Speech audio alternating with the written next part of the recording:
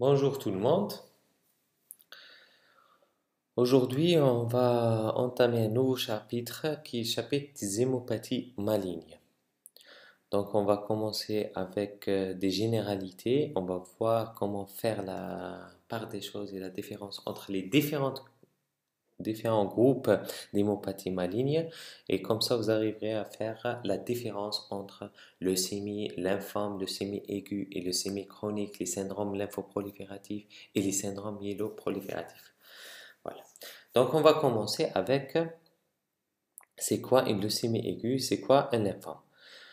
Tout, il faut toujours se rappeler de ça, tout repose dans la classification des hémopathies malignes, elle se repose essentiellement sur l'origine de la cellule tumorale. Si l'origine de la pathologie est médulaire, on parle de leucémie, c'est l'origine cellulaire, elle est médulaire, donc on parle de leucémie. C'est l'origine vient de, donc les cellules viennent des organes lymphoïdes périphériques, on parle des lymphomes, des organes lymphoïdes secondaires, donc la rate, les ganglions, les tissus lymphoïdes associés aux muqueuses. Donc voilà la première différence entre leucémie et lymphome. Quand l'origine des cellules est médulaire, donc on parle des leucémies. Quand l'origine des cellules est les organes lymphoïdes périphériques secondaires, donc les organes lymphoïdes secondaires, on parle de lymphome. Donc voilà, si on a l'origine des cellules tumorales vient de la moelle, donc l'origine est médulaire, donc on parle de leucémie. Si l'origine est les organes lymphoïdes secondaires, on parle de lymphome. Ça, c'est la première. Il faut faire la part des choses entre ces deux entités. Ensuite, on a quatre types de leucémie. Si c'est aigu, on parle de leucémie aiguë, tout dépend de l'évolution. On va voir la différence entre leucémie aiguë et leucémie chronique. Et comme on l'a déjà euh, vu dans l'hématopoïèse, il y a la lignée myéloïde et la lignée lymphoïde. Quand ça touche la lignée lymphoïde pour la leucémie aiguë, on parle de leucémie aiguë myéloblastique. Quand ça touche la lignée lymphoïde, c'est la leucémie aiguë lymphoblastique. Quand les leucémies chroniques touchent, donc c'est la lignée myéloïde qui est touchée, on parle de leucémie myéloïde chronique. Quand c'est la lignée lymphoïde qui est touchée, on parle de leucémie lymphoïde chronique. Tout d'abord, il faut faire la différence entre leucémie aiguë et leucémie chronique. Leucémie aiguë, par définition, c'est un blocage, donc toutes les leucémies viennent de la moelle. Donc il y a une cellule souche qui va se différencier, s'engager dans une lignée. Ensuite, il y aura une différenciation. Quand il y a un blocage, donc normalement, on a la cellule souche qui va donner des progéniteurs, des précurseurs, ensuite des cellules matures qui vont donner les différents éléments figurés du sang qui sont les globules blancs, les globules rouges et les plaquettes. S'il y a un blocage de cette différenciation, il n'y a plus de un stade immature, on aura donc l'accumulation de ce qu'on appelle blast. Donc quand il y a un blocage, il n'y a plus de cellules matures, donc il y a un blocage à un stade avancé, un stade immature. Donc on n'aura que des blasts. Et il y aura une prolifération de ces blasts, donc et l'expansion clonale, on parle de leucémie aiguë. Quand il y a une prolifération de blasts suite à un blocage de maturation et une prolifération excessive de blasts, on parle de leucémie aiguë. Donc les cellules différenciées ne sont plus fabriquées. Du coup, il y aura les signes d'insuffisance médulaire. Donc ça, c'est le premier point, c'est la leucémie aiguë. C'est une prolifération clonale d'une cellule souche avec arrêt de différenciation. Voilà, ça c'est le premier point. Deuxième point, ce blocage, il peut toucher la lignée myéloïde, donc on parle de leucémie aiguë myéloblastique. Il peut toucher la lignée lymphoïde, on parle de leucémie aiguë lymphoblastique. Vous voyez, donc sur ce schéma, que le blocage se situe à un stade précoce. Donc, on aura des cellules qui sont jeunes, il y aura prolifération de ces cellules jeunes qui ne sont pas différenciées. Donc, on aura l'accumulation de blastes au niveau de ce qu'on appelle l'expansion blastique. au niveau médullaire et ça va retentir, donc on n'aura plus de cellules fonctionnelles. C'est pour ça l'évolution elle est brutale parce qu'il y a un blocage de maturation, du coup il y a plus de cellules fonctionnelles, du coup il y a des manifestations cliniques qui vont se révéler rapidement. Voilà, ça c'est le premier point. Si il n'y a pas un blocage de maturation, par contre, il y a une anomalie. C'est toujours l'origine de ces proliférations, c'est une lésion au niveau de l'ADN, que ce soit pour leucémie aiguë ou bien leucémie chronique, etc., ou pour les lymphomes. Toutes les sont la conséquence d'une anomalie au niveau de l'ADN, donc il y a une lésion au niveau de l'ADN. Donc, par contre, si on n'a pas un blocage de maturation et on n'a que la prolifération avec une différenciation qui va se faire le plus normalement, mais il y a une anomalie qui va induire une prolifération anormale, excessive. Par exemple, prolifération augmentée des granuleux. On va avoir ce qu'on appelle la leucémie myéloïde chronique. Donc, la différence entre leucémie aiguë et leucémie chronique, leucémie aiguë, il y a un blocage de maturation à un stade immature, donc on aura une prolifération des cellules jeunes et matures. Par contre, dans la leucémie chronique, il n'y a pas un blocage de maturation, du coup, il y aura une prolifération, il y aura une différenciation. Donc, on aura une prolifération surtout des cellules plus ou moins matures, que ce soit la lignée myéloïde, surtout les granules, donc on parle de leucémie myéloïde chronique. Quand la prolifération touche les lymphocytes, surtout B, on parle de leucémie lymphoïde chronique. Mais c'est une prolifération qui est anormale. Donc, et ça va donner l'expansion d'un clone, donc, suite à une anomalie clonale. Donc, voilà la différence entre leucémie aiguë et leucémie chronique sur ce schéma. Donc, vous voyez que à la leucémie aiguë, il y a un blocage et arrêt de différenciation, donc et prolifération des cellules immatures jeunes. Et là, il n'y a pas un blocage de maturation, il y a une anomalie clonale qui va engendrer une prolifération qui est augmentée avec différenciation normale, ce qu'on appelle les leucémies chroniques. Cette évolution, elle est brutale parce qu'il y aura plus de cellules fonctionnelles. Là, il y a des cellules, donc l'évolution elle est chronique, elle s'installe progressivement, donc ce qu'on appelle la leucémie chronique. Donc voilà la différence entre leucémie aiguë et leucémie chronique sur ce schéma. Donc pour récapituler ce qu'on vient de dire, donc, leucémie aiguë, blocage de maturation avec prolifération donc, de cellules immatures. Donc, stade, on a vu ce schéma dans l'hématopoïèse, cellules souches qui donnent des progéniteurs qui vont s'engager dans des lignées et donner des précurseurs. Et chaque précurseur va donner donc, différentes cellules qui vont se différencier et subir une maturation pour donner des polynucléaires, des monocytes, des eosinophiles, des érythrocytes, globules rouges, plaquettes. Donc, les éléments figurés du sang, les éléments matures qui quittent la moelle et donc ils vont exercer leur rôle au niveau du sang ou bien au niveau des tissus. Quand il y a un blocage à un stade immature avec prolifération de ces cellules jeunes, ce qu'on appelle les blastes, donc on parle de leucémie aiguë. Si ça touche la lignée myéloïde, leucémie aiguë myéloblastique. Si ça touche la lignée lymphoïde, c'est la leucémie aiguë lymphoblastique. Donc l'évolution, elle est rapide, brutale, c'est pour ça c'est aigu. Et leucémie parce que ça vient de la moelle. Pour les leucémies chroniques, quand il n'y a pas un blocage de maturation, donc la différenciation, elle va se faire plus normalement. Mais il y a une anomalie clonale. Donc voilà, il y aura une différenciation, mais il y a une prolifération excessive. Si la prolifération touche la lignée myéloïde et les granules, donc on parle de leucémie myéloïde chronique, qui fait partie des syndromes myéloprolifératifs, et on va voir c'est quoi les syndromes myéloprolifératifs. Et si ça touche la lignée lymphoïde, surtout lymphocyte B, on parle de leucémie lymphoïde chronique, et qui fait partie des syndromes lymphoprolifératifs. Donc voilà la différence. Donc déjà, leucémie et lymphome. Leucémie, c'est point de départ médullaire. Lymphome, point de départ les organes lymphoïdes secondaires.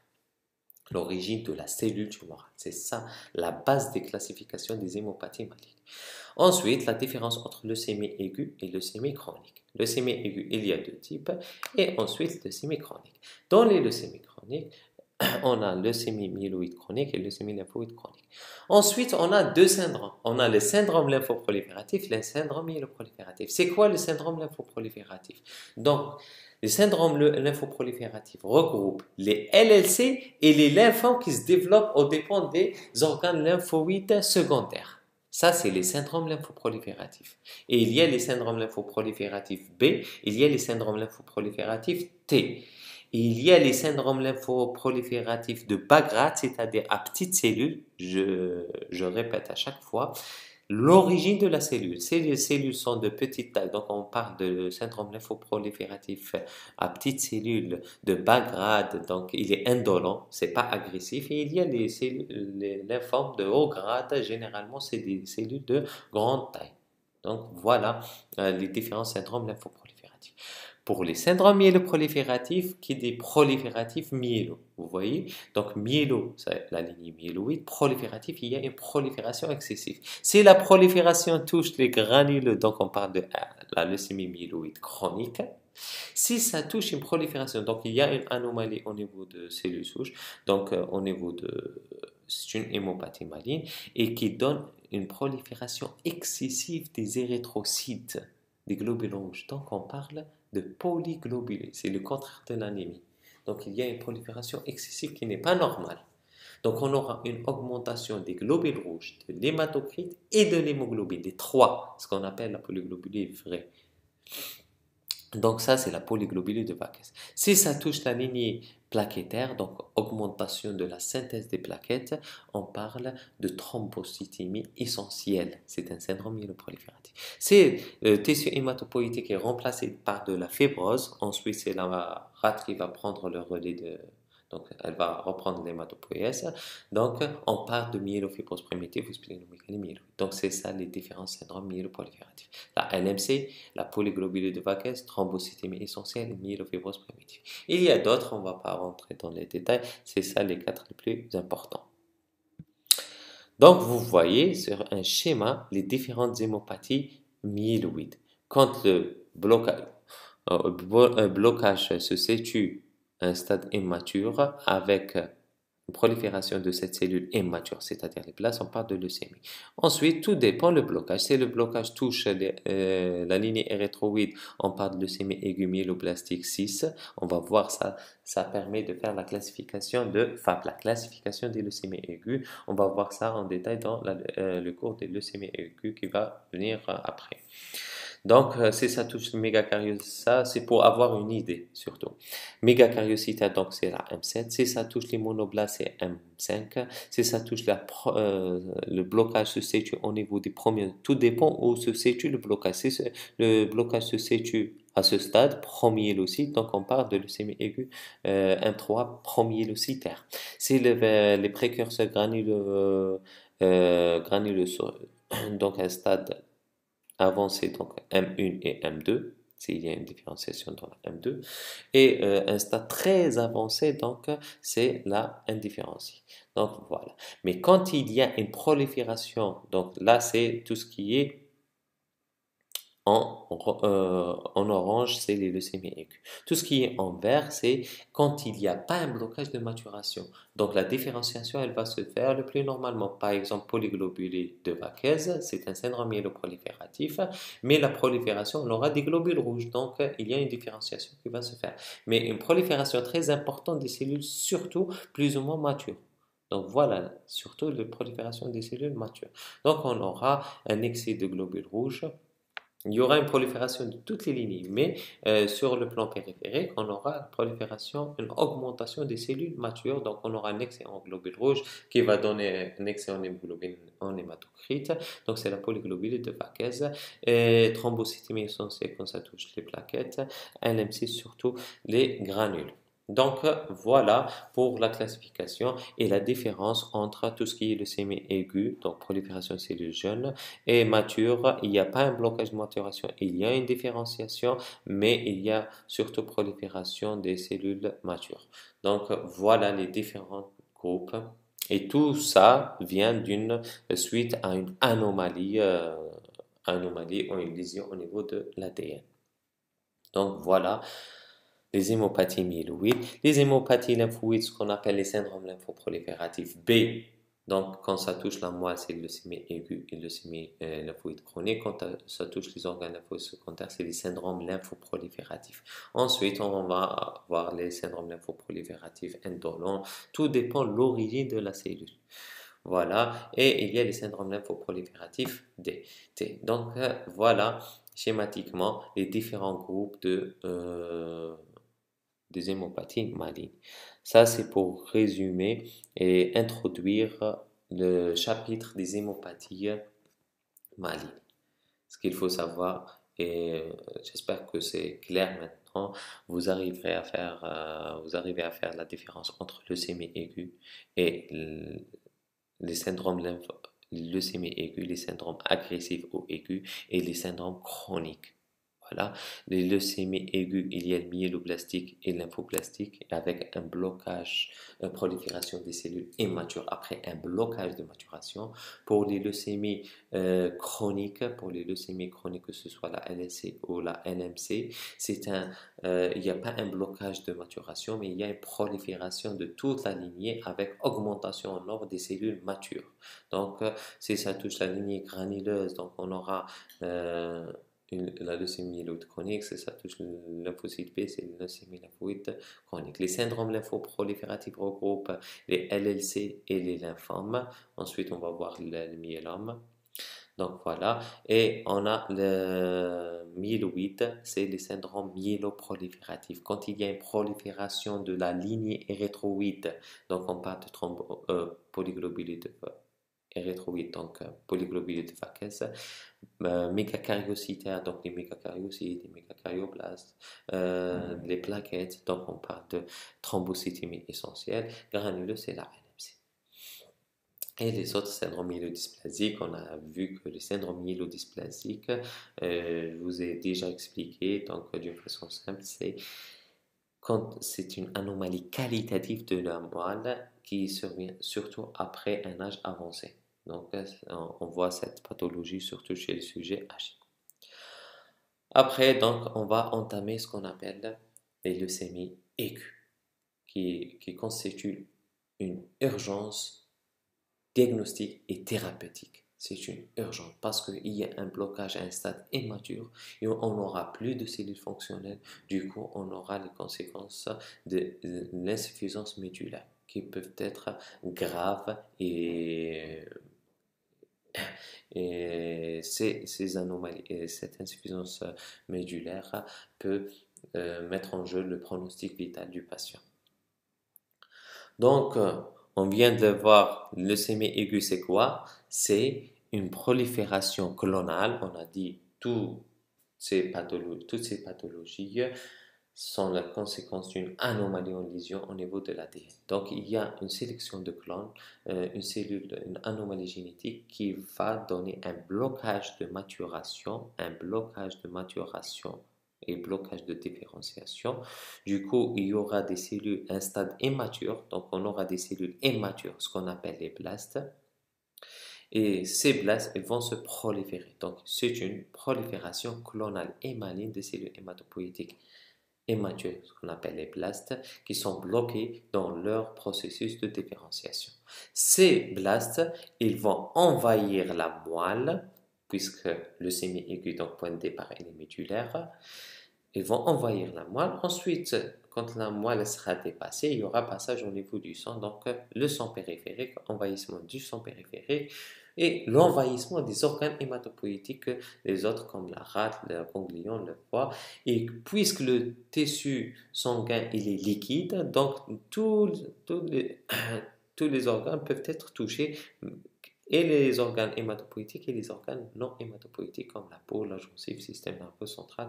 On aura dans les solides, on parle de métastase, mais là, dans les hémopathies, on parle d'envahissement des organes non hématopoïétiques ou de localisation. Voilà. Donc, c'est un phénomène d'expansion clonale, s'accompagne puisqu'il y aura plus de cellules fonctionnelles et il y aura prolifération de ce clone. Donc, les autres lignées vont être déprimées et il n'y aura pas de cellules fonctionnelles. Donc, les conséquences, c'est une insuffisance médulaire qui est quantitative.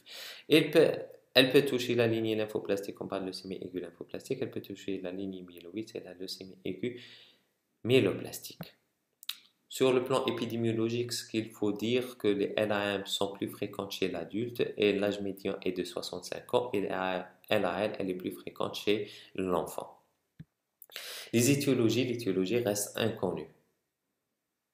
Ça, mais il y a des facteurs favorisants qui interviennent dans le phénomène la leucémogénèse, donc le risque leucémogène. Il y a des facteurs génétiques qui prédisposent à l'apparition d'une leucémie aiguë. Quand on a une anomalie de trisomie 21, l'anémie de Fanconi qu'on a vu déjà dans la plasie médulaire. Les facteurs environnementaux, donc chimiothérapie, quand les patients sont exposés pour une autre tumeur solide ou une autre hémopathie à la chimiothérapie, ils peuvent développer une leucémie aiguë. C'est parmi les complications des radiations ionisantes, tabagisme, benzène, pesticides. Donc le tabac et le stress, il est incriminé pratiquement dans toutes les pathologies, surtout néoplasiques. Les maladies préleucémiques, donc les syndromes myéloprolifératifs. Donc on a dit que les syndromes myéloprolifératifs, c'est une prolifération sans qu'il y ait un blocage. Parmi les complications des syndromes myéloprolifératifs, ils peuvent se développer vers une leucémie aiguë. C'est-à-dire, non seulement il y a la prolifération, à un stade, à un moment donné, donc il y aura un blocage de maturation. Donc il y a l'apparition d'une leucémie aiguë, apparition du clone leucémique, et on parle de leucémie aiguë, donc c'est parmi les complications du syndrome myéloprolifératif et du syndrome myélodysplasique. Comme dans les syndromes lymphoprolifératifs, on a dit qu'il y a l'indolent, il y a l'agressif. L'indolent peut se développer vers l'agressif. Voilà, c'est syndrome myéloprolifératif et syndrome myélodysplasique peuvent développer vers une leucémie aiguë. L'origine infectieuse, le bébé, elle est incriminée dans les ALAL de Burkitt et l'HTLV. Voilà, sur le plan physiopathologique, donc on a dit que c'est une expansion clonale, donc prolifération très importante avec perte de la différenciation. Donc on aura accumulation des places. Les conséquences seront un envahissement médulaire. Du coup, on aura une insuffisance médulaire. Quelles sont les trois lignées? On a une anémie, c'est diminution des globules rouges, neutropénie parce qu'il y a dépression de la granulopoïèse, et thrombopénie parce qu'il y a dépression de... il y aura une thrombopénie parce que diminution de la synthèse des mégakaryocytes. Voilà. Il y a accumulation des plaques. Les plaques, ce sont des cellules qui contiennent de l'ADN, il y a des électrolytes à l'intérieur des cellules. Mais quand il y a augmentation, il y aura des lyses cellulaires, il y aura une destruction de ces cellules. Donc, il y aura libération des constituants et de ce que contient la cellule. Donc, on aura des complications métaboliques. C'est la lise que la cellule leucémique libère. Donc, elle libère du potassium. Donc, on aura une hypercalémie. Le syndrome de Lise, il regroupe une hypercalémie, une hypocalcémie, hyperphosphorémie, une hyperuricémie. Donc, l'acide urique élevé, LDH. Et puisque l'élimination est rénale, donc on aura jusqu'à l'insuffisance rénale, c'est le rein, il est dépassé. Et on a vu donc envahissement des organes qui est responsable du syndrome tumoral. Donc on a envahissement du sang, donc on aura une blastose périphérique. On aura donc envahissement des organes hématopoïétiques, ce qu'on a les adénopathies, splénomégalie, c'est le syndrome tumoral hématopoïétique. Si ça touche les autres organes, on aura, par exemple, si ça touche la gencive, on aura une hypertrophie de la gencive. Donc, à partir de ce schéma, on peut déduire. Vous voyez, prolifération accrue, blocage. Donc, la survenue, elle est aiguë, apparition aiguë. Elle peut se manifester par les signes d'insuffisance médulaire, donc le motif de consultation, par les complications métaboliques, par le syndrome tumoral. Donc, ça, c'est les motifs de consultation, puisque c'est aigu. Ensuite, sur le plan clinique, vous voyez les signes d'insuffisance médulaire. Donc, le syndrome anémique, les infections, le syndrome hémorragique, On a les complications métaboliques. Si on est au stade d'insuffisance rénale, donc on aura les œdèmes du membre inférieur, etc. L'hypercalémie, des troubles du rythme cardiaque, etc. Le syndrome tumoral, on aura des adénopathies, des hypertrophies, de syndrome tumoral en général.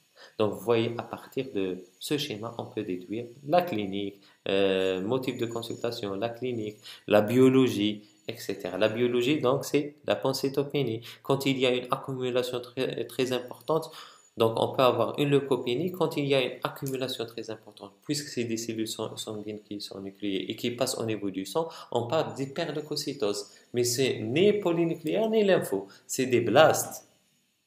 Donc voilà, on fait donc le frottis, donc on va trouver des blastes au niveau périphérique. Pour confirmer le diagnostic, on fait la moelle qu'on doit retrouver. Il y a un chiffre, c'est 20%. Quand les blastes dépassent 20% au niveau de la moelle, c'est une leucémie aiguë. Donc, pour les bilans des complications, si on a des complications métaboliques, donc on fait le bilan du LIS, de la liste tumorale. Bilan des complications, donc on recherche les signes de tolérance de l'anémie, les signes de gravité de la syndrome hémorragique, on recherche le syndrome infectieux. Voilà. S'il y a une localisation neurologique, on recherche les signes neurologiques, on recherche les signes cutanés, donc les localisations cutanées, ça c'est le bilan des complications.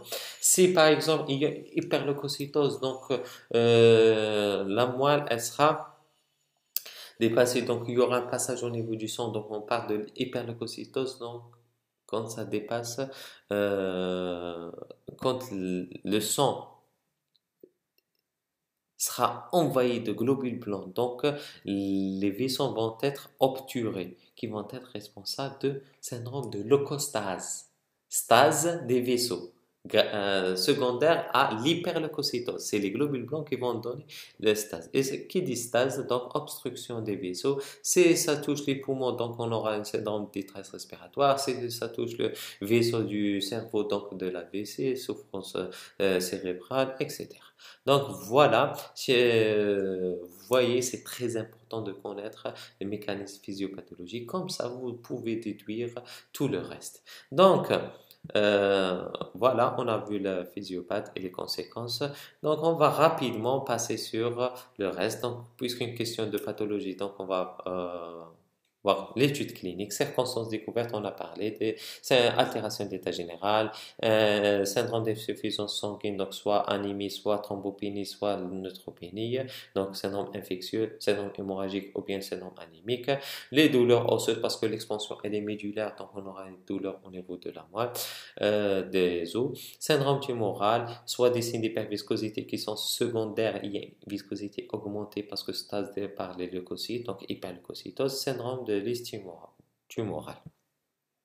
Quels sont les signes d'insuffisance médulaire? Donc, pour le syndrome anémique, on a l'asthénie, le vertige céphalée. Pour les signes physiques, pâleur, dyspnée et tachycardie parce que le cœur essaie de compenser. Syndrome infectieux, on aura une fièvre. La gravité des infections, ils peuvent aller jusqu'à la septicémie, le choc septique parce que il y a une neutropénie. Il y a une dépression de l'immunité cellulaire, l'immunité humorale et l'immunité non spécifique. Donc, il y a un risque de septicémie, surtout BGN, les infections opportunistes, etc. Les points les plus touchés, c'est les pneumopathies, les sphères ORL, cutanées et digestifs. Donc, voilà les points les plus touchés. Et on a le syndrome hémorragique. Donc, l'hémorragie, il peut toucher. Donc, il peut toucher l'hémostase primaire, ce qu'on appelle secondaire à la thrombopénie. Donc, on recherche un syndrome hémorragique primaire, donc ce qu'on appelle les purpura pétéchiales.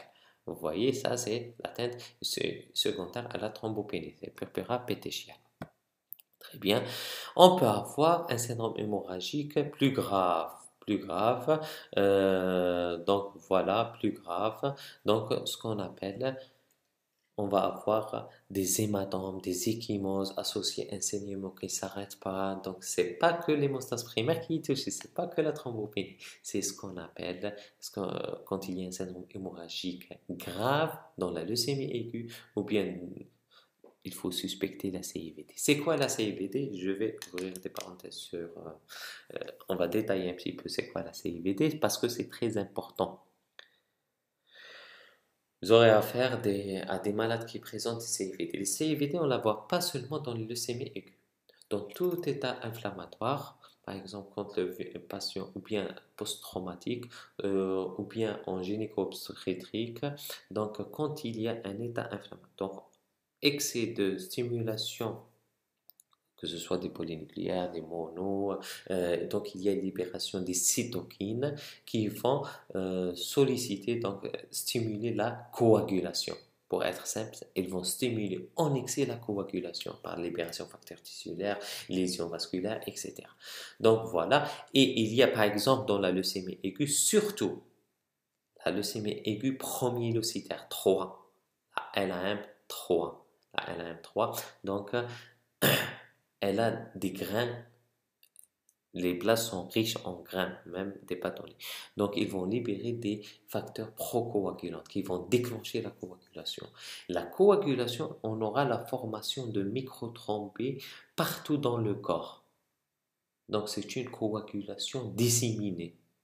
Coagulation disséminée qui se fait au niveau vasculaire, ce qu'on appelle la coagulation intravasculaire disséminée, par la formation de microthrombées, donc déclenchement excessif de la coagulation avec diminution de fibrinolyse. Donc il y a un déséquilibre entre la coagulation et fibrinolyse.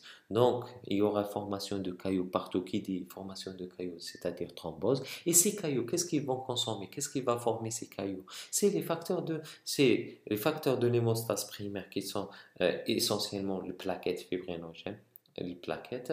Donc on aura une thrombopénie, fibrinogène bas et consommation de facteurs de coagulation, fibrinogène et les autres facteurs. Donc on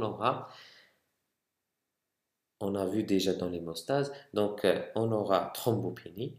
Deuxième des choses, donc le tond de céphaline activé qui explore la voie endogène et la voie commune, donc qui est allongée, donc c'est les facteurs de coagulation qui sont consommés, et le taux de prothrombine qui est bas, c'est-à-dire la voie exogène, essentiellement facteur 7 et 1, donc diminution des facteurs de la voie exogène et la voie commune. Donc, il y aura une consommation excessive. Du coup, on aura thrombopénie, TP bas, TCA allongé, fibrinogène bas. Et puisqu'il y a de la fibrinolyse toujours, donc il y aura produit de dégradation de la fibrine et des complexes solubles qui sont pathognomoniques de la CIVD. Donc voilà c'est quoi la CIVD. On le suspecte quand il y a un syndrome hémorragique grave. On peut avoir première étape qui est l'étape CIVD qui est compensée, on retrouve un syndrome hémorragique, l'hémostase primaire, quelques échémoses, etc. C'est pour ça, devant toute leucémie, il faut faire bilan d'hémostase à la recherche d'une CIVD biologique qui va se manifester après par un syndrome hémorragique qui est caractéristique, un syndrome hémorragique diffus avec associé de purpura pétéchiale, avec des échymoses, un saignement en nappe, en cardiographique.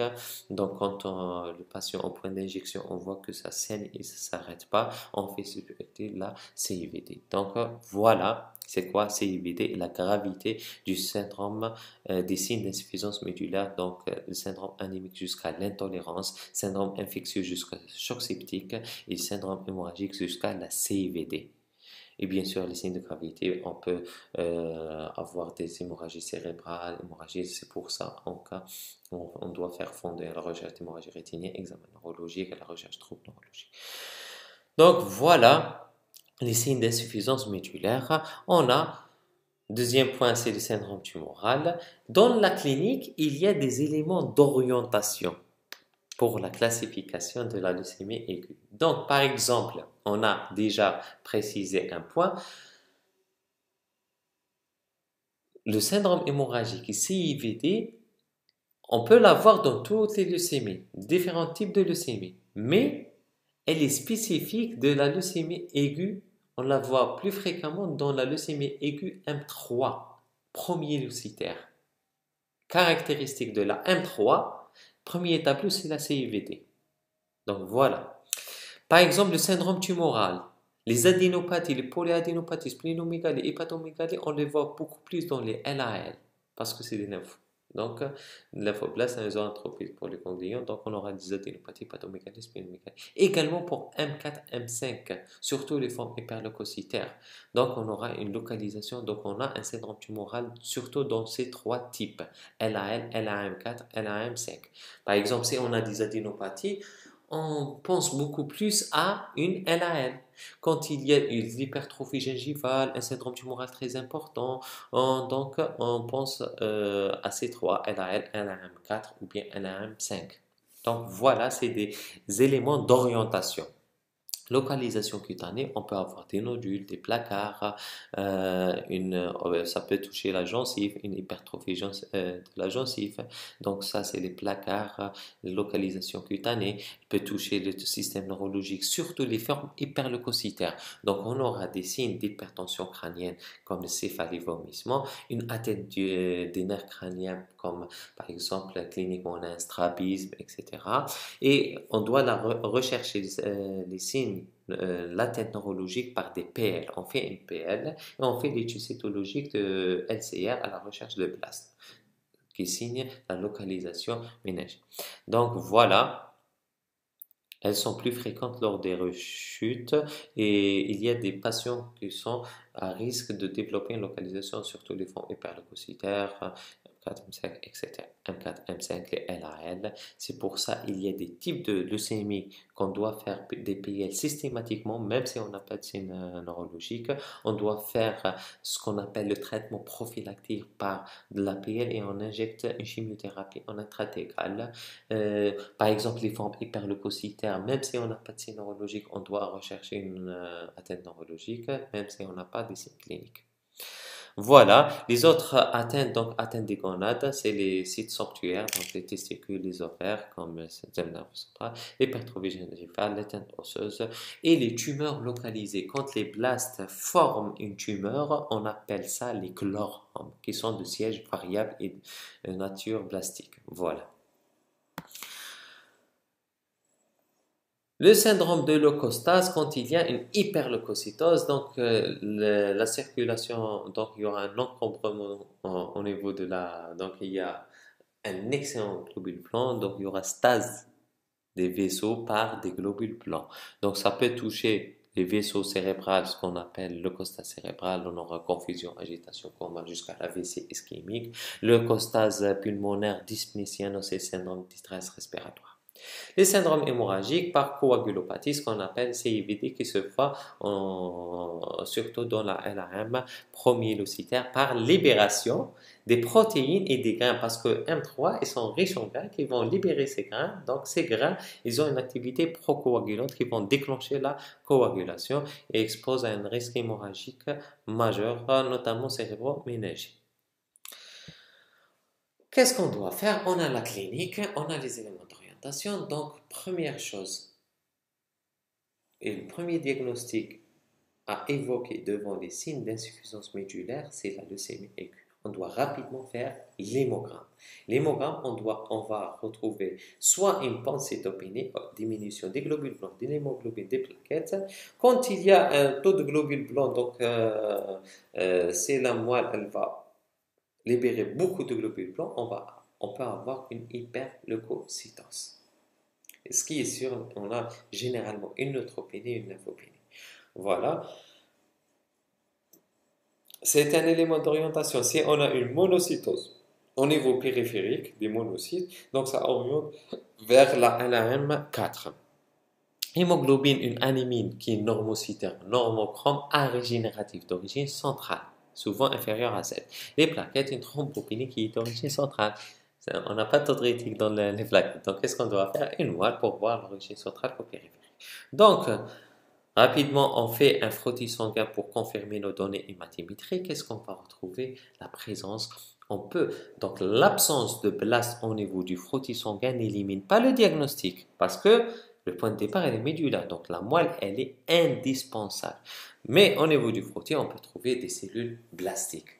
On a vu dans l'hématopoïèse, plus la cellule elle est jeune, plus la cellule elle est jeune, plus elle est. Donc, je vais revenir sur le schéma de l'hématopoïèse. Plus la cellule elle est jeune, plus elle est de grande taille. Plus la cellule elle est jeune, plus le noyau prend toute la cellule. Plus la cellule elle est jeune, plus le noyau il a une chromatine qui est fine et nucléolée. Et plus la cellule elle est jeune, plus le cytoplasme est riche en ARN, il est hyper basophile. Donc c'est ça les caractéristiques des blastes. Puisque le blocage il est à un niveau immature, donc ça donne des cellules immatures qui sont les blastes. Donc c'est des cellules de grande taille avec un rapport 1 sur P, c'est le noyau qui prend pratiquement toute la cellule élevée. Donc le rapport noyau sur cytoplasme, donc il est élevé parce que le noyau il est de grande taille.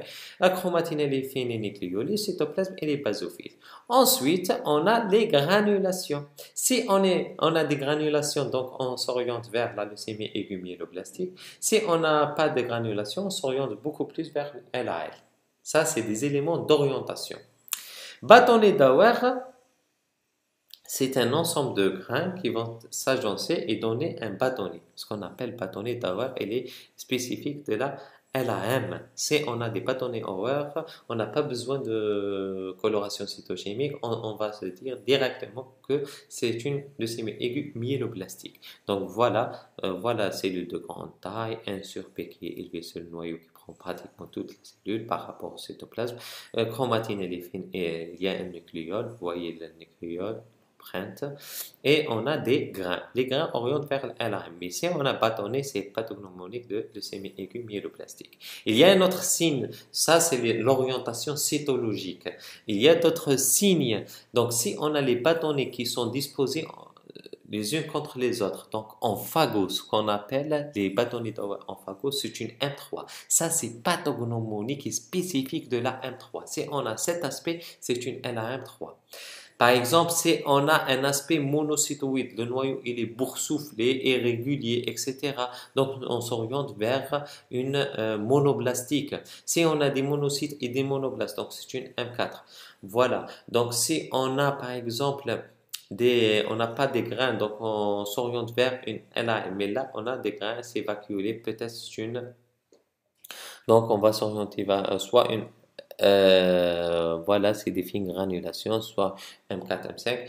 Donc voilà, c'est des blastes de grande taille, N sur P qui est élevé, le noyau qui prend toute la cellule, chromatine fine, et il y a le renforcement basophile et on recherche les granulations. Ensuite, si on n'a pas de grains et le cytoplasme est vacuolé, on s'oriente beaucoup plus vers les LAL, lymphoblastiques, mais c'est les colorations cytochimiques qui vont nous guider pour dire qu'il y a des grains ou non. Ça confirme les grains. Parce que parfois, on n'arrive pas à voir les granulations. Donc, qu'est-ce qu'on doit faire? Les colorations cytochimiques. Mais tout ça se fait sur, donc ça c'est l'élément d'orientation de frottis. Frottis normal n'élimine pas le diagnostic, donc on doit faire la moelle. Et au niveau de la moelle, c'est ça le diagnostic positif de la leucémie aiguë, c'est ça le critère primordial. On doit avoir une blastose médulaire supérieure à 20%. C'est ça la nouvelle classification de l'ORMS. Donc, la leucémie aiguë, elle est définie par un taux de blast médulaire supérieur à 20%. Point. La moelle, elle permet également l'étude immunophénotypique et l'étude cytogénétique. On va étudier ces blastes, on doit faire la coloration cytochimique qui vont colorer ces grains. Donc, la myéloperoxydase, c'est des granulations, c'est c'est des granulations qu'on les retrouve, c'est pathognomonique des LAM. Si elles sont positives, c'est-à-dire les blastes, plus de 3% des blastes qui marquent cette coloration, donc c'est une LAM. S'ils sont négatifs, c'est une LAL. L'estérase, surtout dans les M4, M5, et les PAS, elle est positive, qui marque les glucides, elle est positive dans les LAL et négative dans la LAM. Donc voilà les colorations cytochimiques. Donc on a vu le diagnostic, donc éléments d'orientation clinique. Ensuite on a l'hémogramme, on fait un frottis pour confirmer le diagnostic. On doit faire la moelle et avoir un seuil de place supérieur, le cutoff il est à 20%, supérieur à 20%. On est devant une leucémie aiguë. Ensuite on doit différencier entre une leucémie aiguë myéloblastique et une leucémie aiguë lymphoblastique. C'est très important. Pourquoi? Parce qu'ils n'ont pas le même traitement. LAM, elle a un protocole de chimiothérapie. LAL, elle a notre traitement. Et le pronostic n'est pas le même. Donc, voilà l'intérêt de faire la différence entre LAM et de classer la leucémie aiguë. Donc, voilà. Et pour faire la différence, il y a des éléments d'orientation. Par exemple, on a vu la clinique quand on est devant et faire une classification. Si on est devant un syndrome tumoral, ça fait penser à LAL, M4, M5. Si on a une CIVD, ça fait penser beaucoup plus à une M3. Ensuite, on a l'orientation cytologique qui permet ce qu'on appelle la classification avec la coloration cytochimique. L'aspect des blastes cytologiques, l'aspect cytologique et les colorations cytochimiques permettent de faire ce qu'on appelle la classification de FAB. La classification de FAB, elle est basée sur surtout sur la clinique, les données de l'hémogramme, l'aspect cytologique et les colorations cytochimiques. Sur ces éléments, on va faire la classification de FAB. La classification de FAB, vous n'êtes pas vraiment tenu à la retenir, mais ce qu'il faut savoir, pour vous, il faut faire la part des choses entre LAM et LAL. Donc, les colorations cytochimiques sont positives dans la LAM et les colorations cytochimiques sont négatives dans la LAL. Il n'y a que la M0 qu'on peut avoir et un M6, M7. Donc, on peut avoir des colorations qui sont négatives. Vous voyez? Donc, ensuite, la classification FAB, elle est basée sur la cytologie et les colorations cytochimiques. M0, dans la LAM, donc elle est classée de M0 jusqu'à M7 et dans la LAL de L1 à L3. Qu'est-ce que ça veut dire elle est basée sur quoi? Donc tout dépend le blocage. Si le blocage il se situe à un point très avancé, ce qu'on appelle la leucémie aiguë indifférenciée, il n'y a pas de différenciation, donc même colorations cytochimiques sont négatives. Donc là, donc elle est indifférenciée. C'est très difficile de poser le diagnostic que sur la cytologie et la cytochimie de dire que c'est une LAM0. Donc c'est un point, c'est ça. On va voir, il y a un autre examen qui permet de préciser les choses. Donc si on est à un stade très avancé, c'est une M0. Si on est à un stade plus ou moins, donc on est à un stade avancé, et ça c'est très avancé là, quand le blocage il est au niveau myéloïde, c'est une leucémie aiguë indifférenciée. Si le blocage il est à un stade avancé, mais il n'y a pas une différenciation, donc il y a un blocage total, il n'y a même pas, il y a donc ce qu'on appelle M1, indifférencié, peu sans différenciation, c'est des myéloblastes à ce stade, mais sans différenciation. Si on a quelques PN, quelques cellules qui s'échappent au blocage, donc on aura plus de 10% de cellules matures. Donc on parle de M2 avec différenciation. Il y a les myéloblastes, il y a le blocage, il y a les blastes qui dépassent les 20%, mais il y a une différenciation. On parle de M2. Si M3, c'est le blocage, il est au niveau des promyélocytes. Donc c'est une M3, c'est promyélocitaire. Elle est très facile à reconnaître par les bâtonnets d'Auer en phago. Très bien. Ensuite, vous voyez M2. Et ça, c'est M3, c'est les bâtonnets d'Auer en phago. Je ne sais pas si vous arrivez à voir, mais on a vu déjà une image pathognomonique. Là, voilà, je la repasse. Voilà. Ensuite, on a la M4 et M5. Si le blocage est au niveau de la lignée myélomonoblastique, si le blocage est au niveau, on n'a que les monoblastes. On n'a que les monoblastes. On n'a que les monoblastes. Donc, à ce stade, donc c'est une M5. Si on a des myéloblastes, stade avancé, donc des myéloblastes, avec des Ah, je m'excuse, hein. Donc, j'ai compris. Donc, voilà, je reviens. Si on n'a que des monoblastes, c'est une M5. Donc, voilà. Si on n'a que des monoblastes, donc c'est une M5. Si on a des monoblastes avec des monocytes, c'est une M4. Voilà, M4, M5. M6, c'est le blocage au niveau des érythroïdes. C'est ce qu'on appelle l'érythroïde pur. Il y a différents types, on ne va pas rentrer dans le détail, mais quand il y a un blocage érythroïde, on parle de LRM6. S'il y a un blocage au niveau des mégakaryocytes, c'est une M7. Donc voilà la classification de FAP. Elle est basée sur le site de blocage. On a déjà dit ça, c'est tout dépend de l'origine de la cellule. C'est la cellule à un stade très avancé, c'est indifférencié M0. C'est un stade avancé, mais il n'y a pas de différenciation, donc blocage au niveau de ces myéloblastes.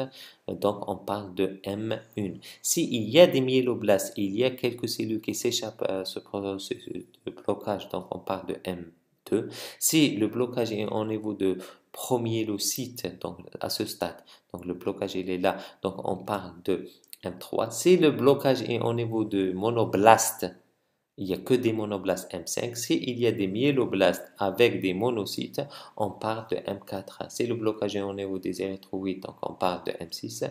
Mégakaryocytes, c'est M7. Donc voilà les différentes donc, l'intérêt de cette classification, par exemple, M3, elle est de très bons pronostics. M6, M7, M0, c'est de mauvais pronostics. Et on va voir pourquoi mauvais, bon pronostic, la différence. Il y a des particularités. Voilà les éléments d'orientation. Par exemple, M2, on trouve des chlores fréquents. La M3, on trouve la CIVD. Voilà. M4, M5, on trouve la CIVD, les atteintes cutanées, le syndrome tumoral. Donc voilà les particularités de les éléments d'orientation. Ça, c'est la cétogénité. On va la voir après. Donc voilà, les colorations cytochimiques sont positives, sauf dans la M0, M6, M7 qui posent vraiment problème. Et il faut qu'il y ait donc des bons cytologistes qui permettent de faire la différence entre ces différentes entités. Et pour la LAL, si on a des petits lymphocytes, donc coloration cytochimique qui est négative, on a des petits lymphocytes, des lymphocytes de la même taille. Donc on parle de L1, des petits lymphocytes de même taille homogène L1. Il y a des grands et des petits lymphocytes. Donc je parle de lymphoblastes. C'est pas lymphocytes. Donc, c'est des petits lymphoblastes donc, et de homogènes, donc L1. C'est des petits et des grands, donc il y a une variabilité entre la taille de ces cellules. Donc, on parle de L2. Si on a les vacuoles, ce qu'on appelle L3 ou type de Burkitt. Donc, voilà les différents types selon la classification FAB, qui est basée surtout sur la cytologie et les colorations cytochimiques. Ensuite, actuellement, il y a un examen qui, qui a un intérêt diagnostique et qui précise avec exactitude le type de la leucémie, ce qu'on appelle l'immunophénotypage, la cytométrie en flux ou bien l'étude immunologique. Donc, on l'a déjà expliqué, l'immunophénotypage, il permet de détecter des antigènes qui se retrouvent sur la surface des cellules. Chaque cellule a ses antigènes. Ces antigènes sont collés à la paroi. C'est l'identité de la cellule. Ce qu'il faut savoir que plus la cellule jeune, il y a des marqueurs qui sont sur la surface, plus on avance, il y a des marqueurs qui disparaissent et il y a d'autres marqueurs de lignée spécifiques à la lignée qui apparaissent. Voilà la spécificité. Donc, on doit connaître ça pour... Donc, il y a les cellules, les marqueurs de jeunesse, donc on les retrouve que dans les cellules jeunes, les plus jeunes. C'est les cellules de jeunesse qui vont nous dire que réellement c'est des blastes.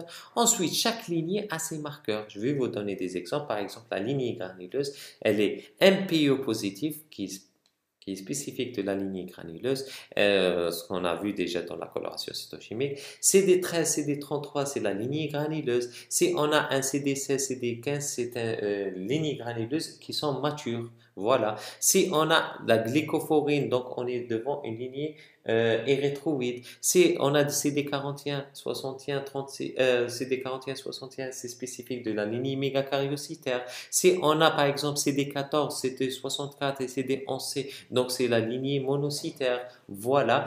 Par exemple, si on a l'identité des lymphocytes B, c'est le CD19, 20 et 22. L'identité des lymphocytes T, c'est le CD5, CD7, CD3.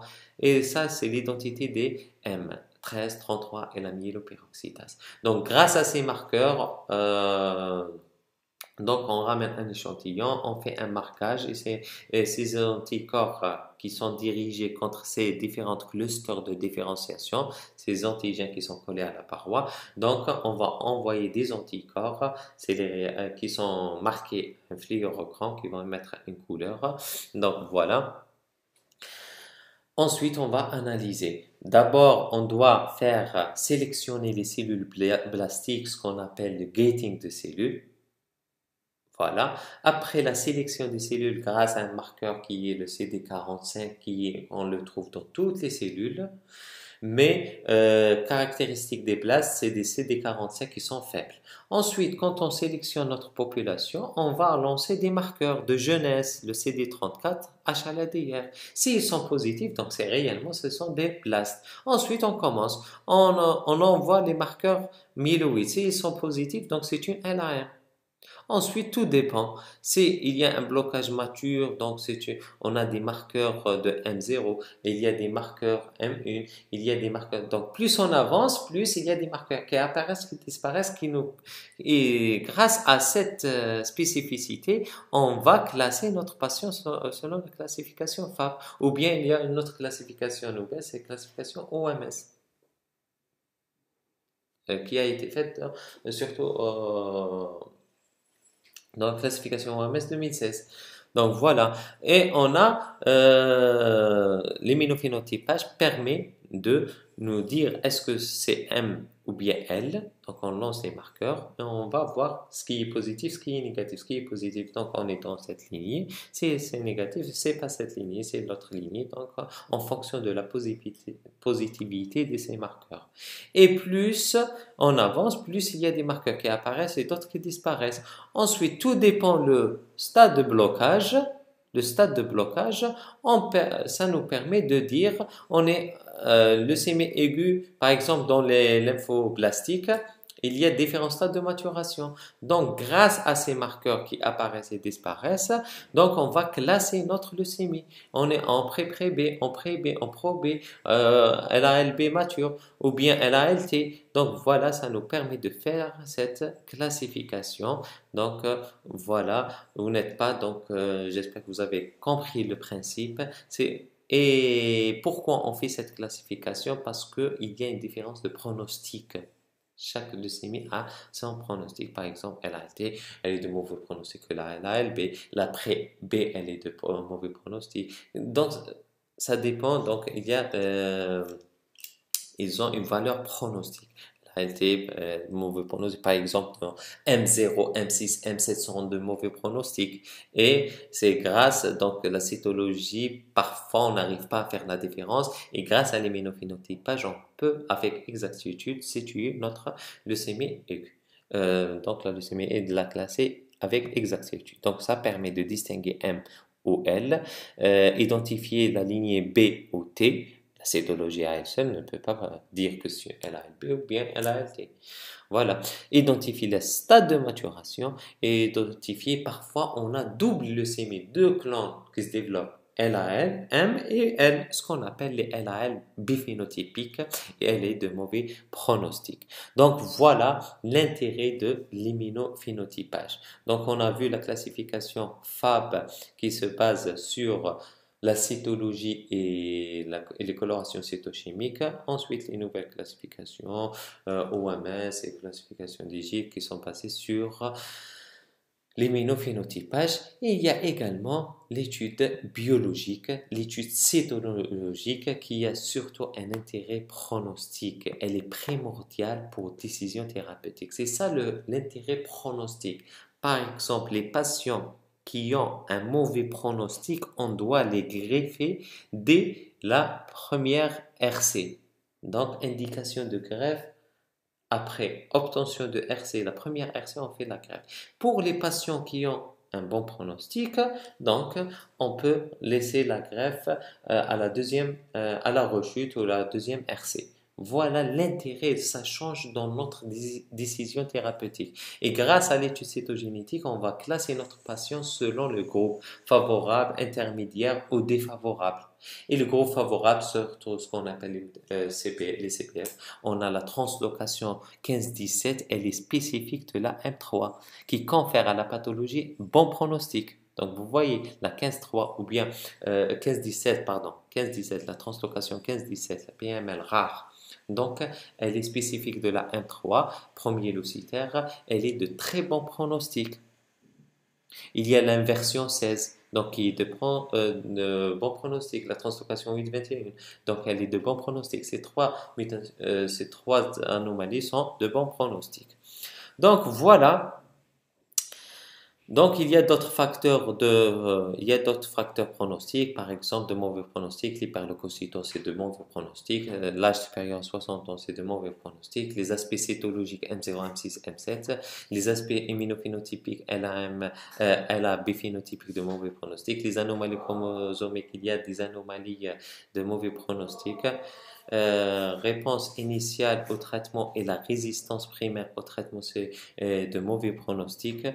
Donc, voilà les facteurs de mauvais pronostic. Donc, on a posé le diagnostic, on a suspecté une leucémie devant la clinique, la biologie, on a fait un frottis sanguin, ça nous a orienté vers une leucémie aiguë. Donc, pour confirmer le diagnostic, on a fait la moelle, on a un taux de blast supérieur à 20%, donc c'est une leucémie aiguë.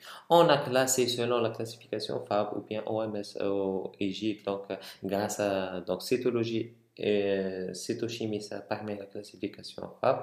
Et les autres immunophénotypiques et cytogénétiques, ça permet la classification surtout en MS. Donc voilà. Donc on a classé LAM et LAL. On a fait la différence entre les deux. Donc on a classé notre patient, donc la leucémie, et on a dire on est à quel stade. Donc c'est bon. On va faire le. Et bien sûr, il ne faut pas oublier, c'est pour ça la clinique, la biologie, il faut avoir le maximum d'éléments. Donc, il y a des éléments d'orientation. D'accord? Par exemple, je vais vous dire, on n'a pas, parfois on n'a pas, si on n'a pas les moyens de faire la translocation 15-17 ou bien de faire l'immunophénotypage. Donc, si on a une clinique avec CVD tableau initial, avec à la cytologie le signe pathognomonique des bâtonnets d'Auer en phago. Donc, c'est une M3, sans discussion. Donc voilà, sans faire la 15-17, translocation 15-17, ou bien si on n'a pas les moyens, c'est bien toujours de les faire parce que maintenant la classification des leucémies, elle est basée sur la clinique, l'hémogramme, euh, la biologie, donc médiologramme, l'aspect cytologique, l'immunophénotypage et la cytogénétique. Donc il faut l'ensemble des arguments pour être sûr de notre classification. Ensuite, on a classé notre patient, donc on va faire le bilan d'extension. On recherche systématiquement un foyer infectieux par une radio, donc bilan des complications et bilan d'extension. Bilan d'extension, on recherche le syndrome tumoral par une radiographie téléthorax, échographie et on recherche d'autres localisations, un examen complet. Et pour les formes, on suspecte une atteinte neurologique. On fait, donc il y a des formes. Donc, on fait une ponction lombaire à la recherche d'une atteinte neurologique. Ensuite, on a le bilan des complications. Les complications infectieuses, on doit faire rechercher le foyer infectieux. On recherche les signes d'intolérance de l'anémie. On recherche les complications hémorragiques, thrombopénie. On fait le fond de la recherche d'hémorragie rétinienne. Ensuite, on a bilan d'hémostase à la recherche de CIVD. On a défini la CIVD par toute plaquette bas, TP bas, TCA allongé, fibrinogène bas et surtout produits de dégradation, présence de produits de dégradation de la fibrine, PDF et les complexes solubles positifs. Donc voilà pour la CIVD. Et ensuite on a bilan des produits de dégradation fibrinogène. Donc voilà. Ensuite, on a le syndrome de Lise. On doit faire un bilan biochimique à la recherche du syndrome de Lise. Quand on fait le bilan des complications, on entame le chapitre du traitement. Avant de traiter, on doit faire le bilan préthérapeutique. Donc, on fait un groupage, on fait une sérologie, RAI, parce qu'on va transfuser notre patient, c'est le bilan pré-transfusionnel. On fait un bilan rénal, bilan hépatique, ionogramme, etc. parce qu'on va utiliser de la chimiothérapie qui est métabolisée essentiellement au niveau du foie et éliminée au niveau des reins. On fait électrocardiogramme, échographie cardiaque à la recherche d'une souffrance myocardique qui contre-indique les anthracyclines qui fait partie de la chimiothérapie.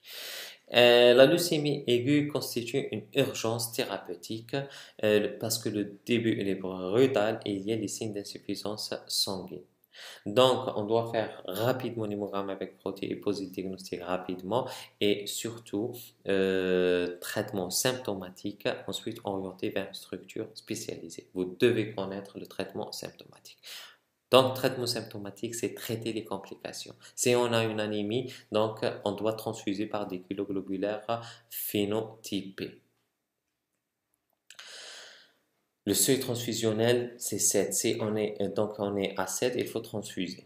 On doit avoir un but entre 8 et 9 grammes par décilitre. Si il est cardiopathe, on doit aller jusqu'à 9 à 10. Donc l'objectif doit être augmenté.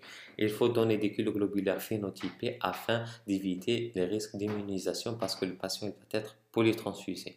Le syndrome hémorragique, donc le seuil transfusionnel, il est entre 20 000 et 30 000. Si on a un syndrome hémorragique, il faut transfuser. Si on est en dessous de 20 000 ou 30 000, donc on doit transfuser. S'il y a des signes de gravité, il faut transfuser. Donc on donne transfusion de CUP et de CSP, mais de préférence CUP parce que ça provient d'un seul donneur.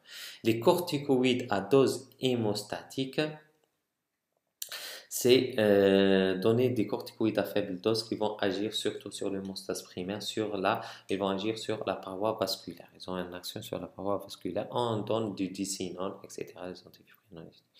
Donc, syndrome infectieux, on isole notre patient, l'hygiène corporelle, les mesures d'hygiène et on recherche un foyer infectieux. On commence surtout si on a une neutropénie, on doit faire la conduite à tenir devant une neutropénie fébrile qui consiste à commencer une double antibiothérapie empirique, donc à large spectre pour recouvrir le maximum de germes. Les complications métaboliques, il y a de l'hyperglycémie. Donc, pour diminuer la viscosité du syndrome de Lise, il faut hyperhydrater. Si on a une hyperuricémie, il faut l'allopyrinol pour diminuer l'acide urique. Si on a une hypercalémie, on donne un chélateur qui est caïxalate. Si on est devant une insuffisance rénale, on peut donc voir avec une néphrologue jusqu'à la dialyse. Donc, on peut arriver même jusqu'à la dialyse. Et il y a les complications hémorragiques, complication hémorragique majeure qui est la CIVD. Je répète encore une fois, la complication majeure du syndrome hémorragique, surtout M3. M3, il est de très bons pronostics. Le problème, c'est le stade initial. Si on gère l'urgence, et je crois qu'il peut se faire, le traitement d'urgence doit se faire dans n'importe quelle structure en urgence. C'est pour ça que vous êtes tenu à connaître le traitement symptomatique et de connaître comment poser le diagnostic, surtout les choses qui sont urgentes. La CVD, coagulation intravasculaire disséminée. Donc, on a un syndrome hémorragique suspect. Donc, il y a une thrombopénie. On fait un bilan d'hémostase d'orientation. Donc, TP bas, TCA allongé, fibrinogène bas. Donc, ça nous oriente vers un CIVD. Si on a les autres réactifs de la CIVD qui sont PDA, produits de dégradation de fibrinogène, donc on a euh, on a PDF qui sont positifs et complexes solubles positifs, donc c'est une CVD. On doit commencer le traitement. Qu'est-ce qu'on doit faire? On transfuse par des plaquettes. Donc, on va ramener ce qui manque. Il manque des plaquettes, on ramène des plaquettes. Il manque des facteurs de coagulation. On doit ramener les facteurs. On trouve tous les facteurs dans les PFC, produits frais congelés, plasma frais congelé. Voilà. Donc voilà, le but du traitement, c'est préserver le pronostic immédiat par le traitement des complications qui consiste en traitement symptomatique, obtention d'une rémission complète elle est définie par disparition du syndrome tumoral, l'examen clinique normal, l'hémogramme normal, moins de 5% de place, et obtenir une guérison par la greffe de moelle osseuse si on a un donneur HLA compatible. Le traitement spécifique, donc vous allez, après avoir jugulé l'urgence, vous allez orienter le patient en structure spécialisée, là on va commencer la chimiothérapie. Le traitement de la leucémie aiguë consiste à un traitement d'induction pour réduire la masse et restaurer l'hématopoïèse. Traitement de consolidation, donc après avoir obtenu la RC, on doit consolider pour réduire la maladie résiduelle qu'on ne voit pas. Voilà, il y a d'autres méthodes qu'on peut détecter la maladie résiduelle. Et on a maintenir la rémission complète par traitement d'entretien, surtout dans les LAL. M3, et la greffe de moelle osseuse chez les patients de mauvais pronostic et si on a un patient avec un donneur HLA compatible et surtout l'allogreffe. Voilà. Le but du traitement d'induction, il diffère. C'est pour ça c'est important de faire de différencier entre LAM et LAL. Donc, traitement LAM il consiste à introduire une chimiothérapie donc à base d'anthracycline pendant 3 jours et l'aracitine pendant 7 jours, ce qu'on appelle le protocole 3+7. Et ensuite, on a la consolidation par l'aracitine à haute dose. Et l'allogreffe, c'est on a un donneur HLA compatible. Pour la M3, la promyélocitaire qui est de bon pronostic. Pourquoi elle est de bon pronostic? Donc, on a un traitement spécifique de la M3, c'est-à-dire puisqu'elle est bloquée à promyélocyte. Donc, il y a un traitement qui permet de faire de différencier les blastes en PN. Donc, on aura un résultat qui est très satisfaisant grâce à ce qu'on appelle l'acide transrétinoïque, ce qu'on appelle l'ATRA. Donc, l'ATRA permet d'obtenir des taux de guérison, bien sûr associés à la chimiothérapie, ou bien il y a une nouvelle molécule comme l'arsenic, donc qui donne des résultats très satisfaisants jusqu'à 98% des cas. C'est pour ça, c'est une leucémie de très bon pronostic. Pour LAL, c'est le même principe, donc il y a induction, mais le principe diffère. Le protocole est différent. On a plusieurs protocoles. L'ancien protocole, c'est le protocole des 28 jours, le protocole de Lenker. Il y a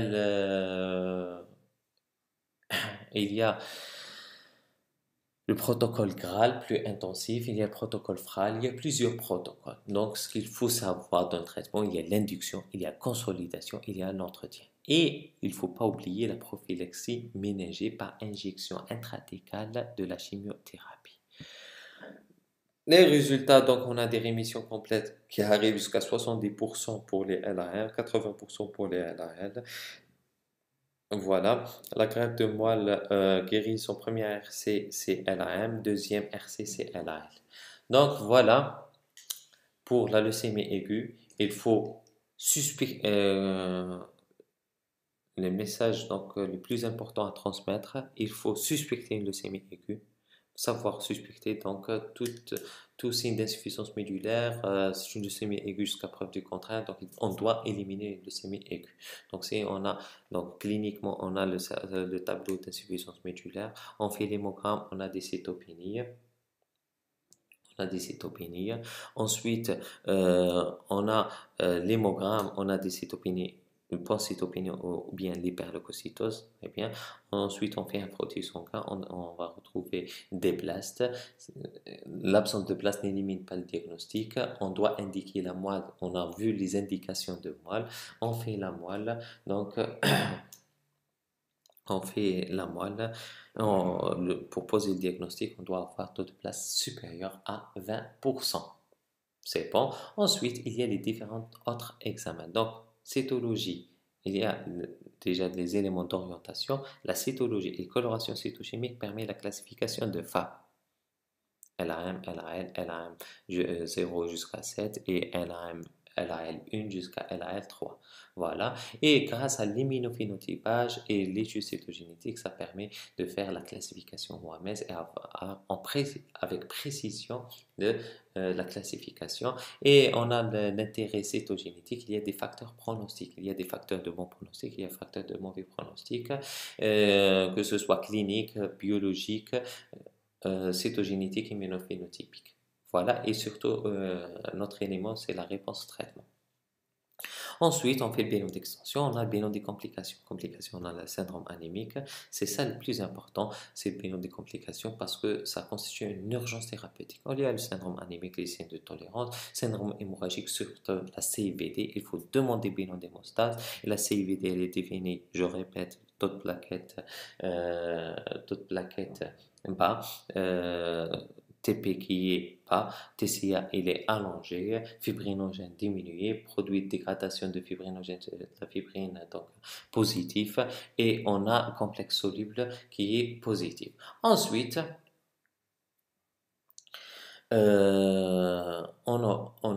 donc on élimine la CVD. Si on a CVD, donc on va traiter selon les complications. Les complications infectieuses, on doit rechercher le foyer infectieux.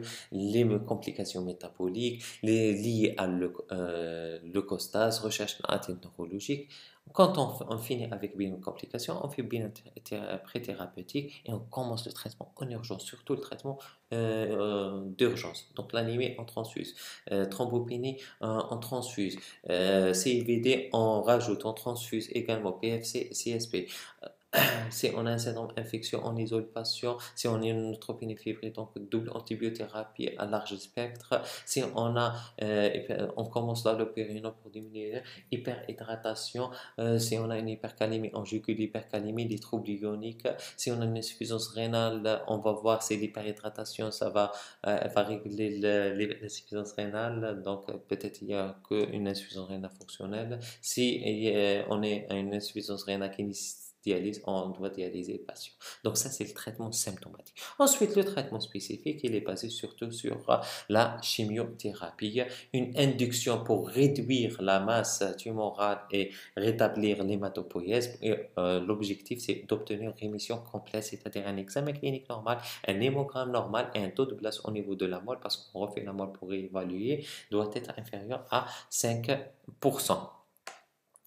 Une fois donc on est en RC, on doit faire un traitement de consolidation pour détruire la maladie résiduelle. Ensuite, pour maintenir cette réponse, on doit avoir un traitement d'entretien, surtout dans les LRL.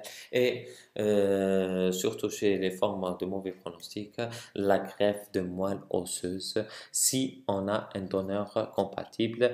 Et chez les patients plus ou moins jeunes, on ne va pas greffer un patient de 75 ans. Voilà. Et si on a bien sûr un donneur compatible, surtout c'est l'allogreffe.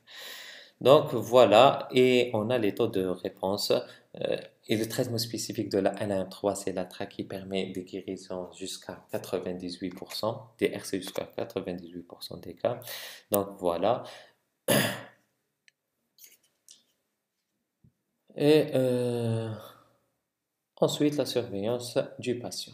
J'espère que ça a été clair et que vous arrivez à faire la différence entre les différents groupes des hémopathies malignes. On a commencé avec les leucémies aiguës. On va voir dans les prochaines séances le leucémie lymphoïde chronique et le leucémie myéloïde chronique. Ben, merci pour votre attention et à la prochaine séance. Inch'Allah, ça haftarkum, ça